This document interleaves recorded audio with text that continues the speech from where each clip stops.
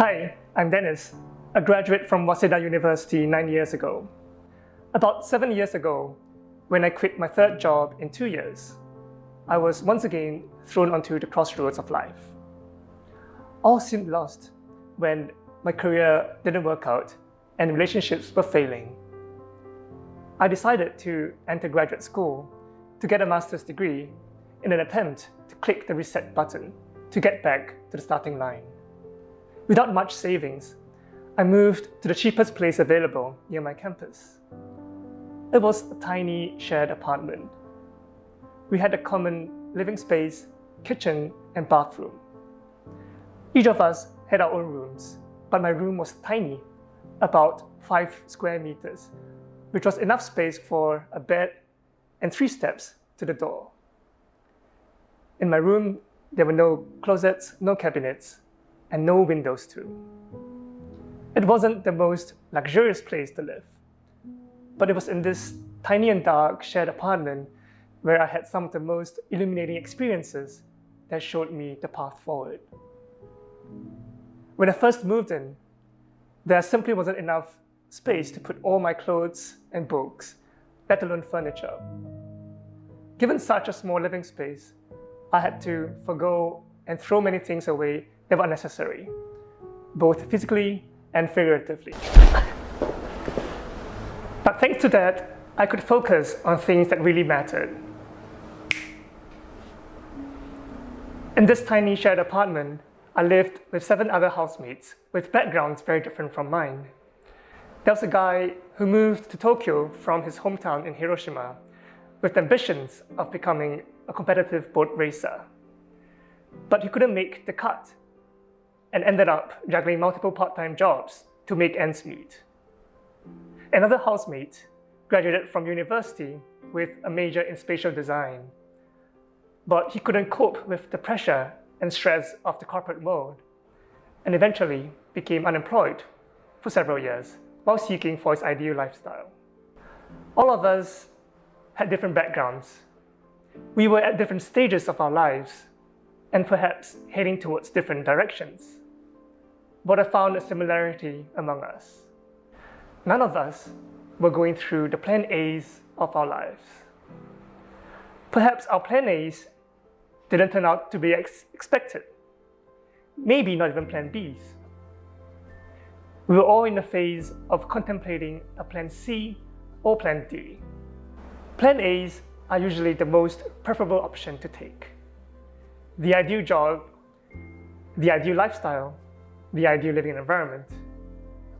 Plan B's are the next most ideal option. Plan C's are often not the most glorious moments of our lives, but rather a phase we tend to hide from others.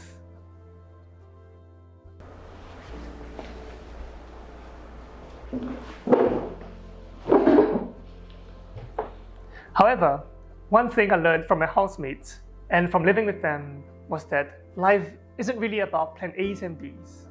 It's usually plan C's and D's. And although we tend to associate plan A's as the glorious path towards success, plan C's and D's can sometimes lead us to unexpected happiness and pleasant surprises too. For me personally, I've been lucky enough to have gone through a good education throughout my life. My life seemed destined for plan A. And I thought plan A would naturally lead me to success, whatever success meant to me at that time. But in fact, I was striving for a life goal given to me by others, which included things like climbing the glamorous career ladder, aiming for a high salary, or buying a big house. However, when you're stuck with one plan and that plan doesn't work out, things start to look gloomy. You begin to cast doubt on yourself and wonder if all hope is lost. My plan A's and B's didn't work out, and I was starting to hide in the shadows in shame and fear. But little did I realize that even when plan A's and B's are not meant to be, there are always plan C's and D's that may turn out to be better. It's difficult to think in this way when we are all ingrained with different preconceptions by different people as we grow up. Sometimes we're so preoccupied with an idea that we unconsciously filter out all other possibilities. It's good to be determined and persistent in one's efforts, but we need to be careful because sometimes being too focused prevents us from looking at the bigger picture or from other angles. Being with different people opens up your mind. Perhaps this is what we call serendipity. Random encounters broadens your mind, opens up new possibilities, and offers you alternative opportunities. This was what happened to me. The more I spoke with my housemates, the more I realized that my life isn't really dependent on my career. My life is in my own hands, even if it meant taking a plan C or plan D. My housemates were certainly not the successful people you would find on the front covers of business magazines. But they were living a life of their own, or perhaps seeking a path that belongs to them. They were taking the plan C's and plan D's of their lives.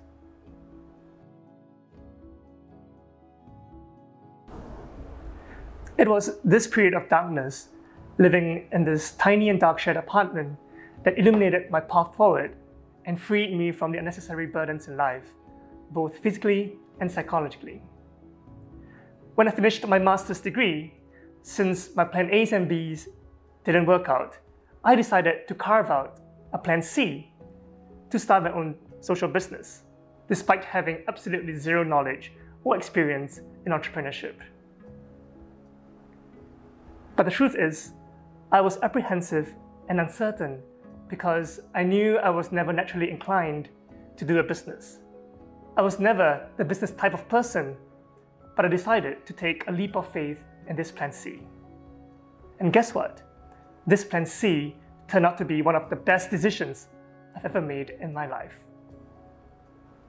I was getting interested in social issues in Japan and around the world, but didn't know how to contribute. So I decided to start a little social project called Boundless. Starting a company may sound challenging to many people, including myself, but I realized a company in itself is just a fictitious entity. What matters the most is what you wish to accomplish with this company. Once you know your goals, starting a company will seem less intimidating. It's just a tool for you to achieve your goals. Through my Boundless projects, I brought international students and working professionals to various parts of rural Japan to learn about long-existing social issues such as aging and decreasing population, leading to declining economies, disappearing industries, deteriorating natural environments, an increase in abandoned houses and schools, and so on. I organized learning trips where we learned about local stories while interacting with the locals and learning about the problems they face and how they're trying to solve them. Despite the difficulties and hurdles, I managed to keep my projects going on all over Japan, from little towns like Urahoro in Hokkaido, Ishinomaki along the Pacific Ocean coast, Minami Ashigara in western Kanagawa Prefecture, Seiyo in Ehime Prefecture, and so on. The idea is to connect the global and the local, for both sides to learn about global and local issues we're facing today. On one hand, the global participants learn about the charms and challenges of the place, while engaging in discussions encompassing local issues. On the other hand, we inject fresh and international perspectives, generating synergy and creating new ideas to tackle local problems. Our projects were tiny in terms of impact and probably insignificant in tackling real issues. But what I really wanted to do was to draw interest to social issues in Japan and around the world. Over the 3 years of activities, we managed to connect over 60 international participants from all over the world with 10 regions in Japan. We have learned so much from both global and local perspectives about sustainability, regional revitalization, and so on. Most importantly, the friendships forged and memories made are priceless. I'm so glad I chose Plan C.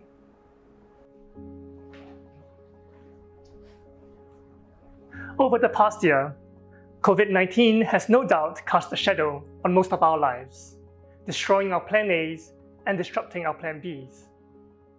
In fact, the coronavirus pandemic has had its impact on me too. Boundless, like many other companies, has been dissolved.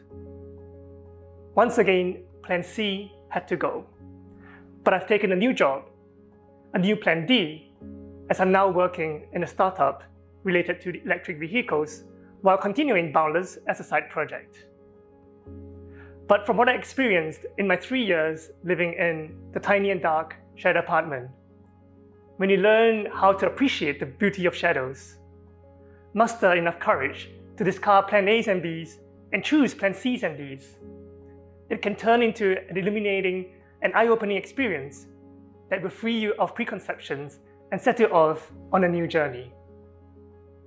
Once again, when you're stuck in life, surround yourself with different people. Allow yourself to look at things from different angles. Allow diverse voices into your mind and keep an open mind. Life is unpredictable, so embrace the uncertainties with grace. When plan A's and B's don't work out, do not panic or fear, as plan C's and D's can sometimes turn out to be better, just like mine.